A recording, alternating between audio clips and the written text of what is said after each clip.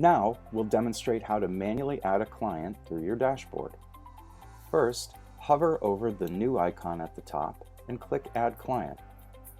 Here's where you'll add all the client details, starting with a username.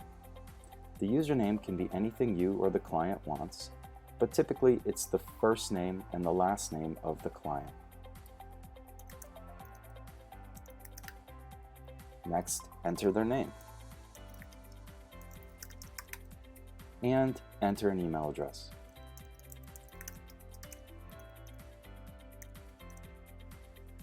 Next, choose the subscription plan for this site, either personal or business.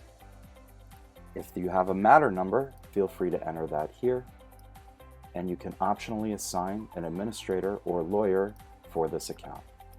Then click Add Client.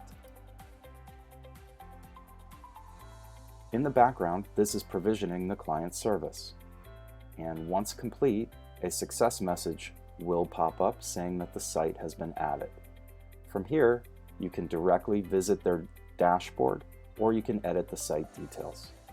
If I click Visit Dashboard, in just a moment, it will open the client's dashboard with your administrator view.